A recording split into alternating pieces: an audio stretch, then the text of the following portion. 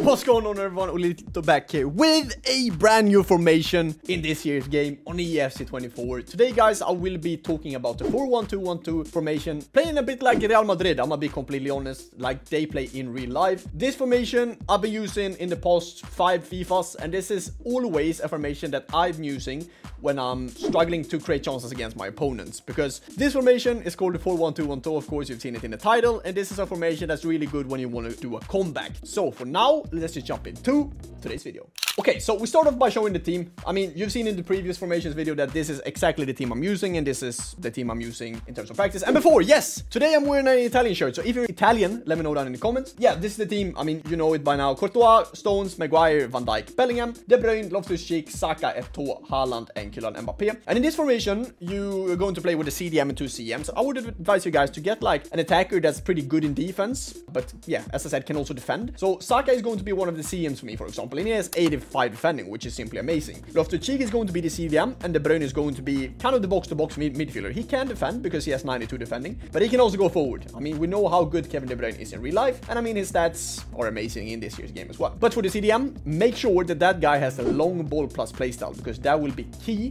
to you building up in this formation. So, jumping into the tactics then, we're starting off by going into the 4-1-2-1-2. And first of all, width is not going to be super high. It's going to be 35 width is the one that I've been using at the moment in the 4-1-2-1-2. And it's basically because we always say we want our opponents to attack on the wing. Totally fine if they have the ball there. Once they go into the middle, that's when we want to make it more compact. And playing in a 4-1-2-1-2 formation like this, it's always going to be very, very crowded because all the players are basically in the midfield or in the middle of the pitch. So starting off here, we have Courtois in goal, Bellingham, Maguire, Van Dijk, Stones, Loftus-Cheek, Saka, De Bruyne, Eto'o, Mbappé, and Haaland. Before we jump into instructions, I just want to show you the tactics. Depth, we're using a lot of depth. The one that I've been most successful with is actually playing 90 depth at the moment, and this is because I have very, very quick defenders, so I don't really feel like I'm getting counter-attacked too easily. So 90 depth and 35 width is the key to this formation. Build-up play, balance, chance creation, of course, is going to be direct passing. For width, still in this formation, we still want to be able to attack on the wings a bit, so I'm going to use 45 width in this. I wouldn't get it higher because we still want our attackers to be sitting in that kind of middle of the pitch part. So for this 45 width is simply amazing. Players in box, we want to have a lot. We want to actually have 7 players in box because we want that box to be very, very crowded when we get crosses in from Stones and Bellingham. And we want our box-to-box midfielder, which in this case is going to be De Bruyne, and also Saka to be around that kind of area to be able to finish the chance then. Corners we always have on 2, and free kicks we always have on 2 as well. So as I said, jumping into the formation, this is how it looks. Bellingham right back, Maguire, Van Dijk, Stones, a very, very good defense there with Courtois in goal. Loftus-Cheek could have been De Bruyne as well as CDM, but I feel like De Bruyne is better going forward than Loftus-Cheek, so that's why he is playing as a right CM. Saka, left CM, Eto'o as a cam, and Haaland and Mbappé as strikers. And before we jump into the instructions of this formation, I'm using Eto'o as a cam. Why? Because you guys think, he can't probably play as a cam. Eto'o manages to have the ping pass playstyle, and that's one of the most important tools to have as a cam in this year's game, because the ping pass makes the pass travel with much faster along the ground without impact the trapping difficulty of the receiver. Basically means that you can pass on first touches. Also manages to have the tiki-taka, which is a very, very good playstyle for a cam. So, instructions wise then, what kind of things do you want to have in your instructions? And we're starting off from the back with Courtois, always using control crosses, not cautious with crosses, always control crosses and sweep a keeper, because we want Courtois to have a free role as a goalkeeper and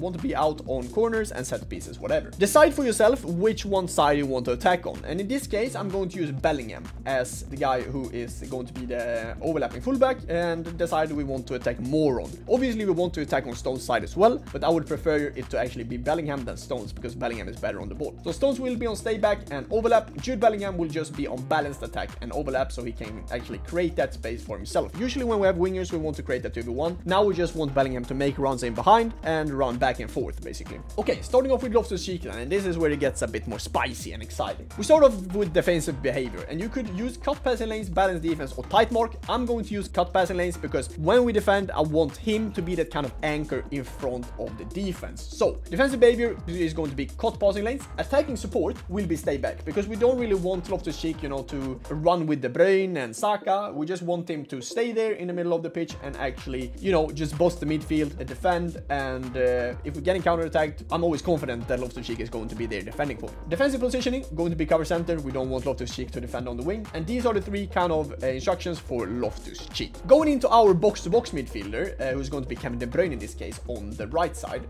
Gullit could be perfect here, and some other CMs as well. That basically CMs that can go back and forth. That is good in finishing, but also pretty good in defense. So De Bruyne is the perfect one here. As I said, Gullit would also be amazing in this position. We start off by doing cover center for Kevin De Bruyne, and then for attacking support, you will be surprised here, but I'm not going to use balance. I'm actually going to use stay back while attacking, and this is still going to make De Bruyne, I guess, more be outside of the box. You could also use support on crosses to be stay on the edge for box, but with stay back while attacking, De Bruyne will still be on the outside of the box because he's a bit more higher up than Loftus-Cheek, and we don't really want this formation to be too attacking. Obviously, when you're chasing a lead, you could go, of course, to get forward with De Bruyne, but I would advise you guys to go with stay back while attacking on the box-to-box midfielder and just send him on a run if you feel like it. For the other CM then, who's going to be the more attacking one, this is going to be the side where it's balanced attack. So Saka will be on balanced attack. He will also be on cover center, and this will make the midfield be super compact and super hard to break through. So cover center on all three center midfielders is the key. Loftus-Cheek, cut passing lanes and cover center, and also stay back. De Bruyne, stay back on cover center, and Saka,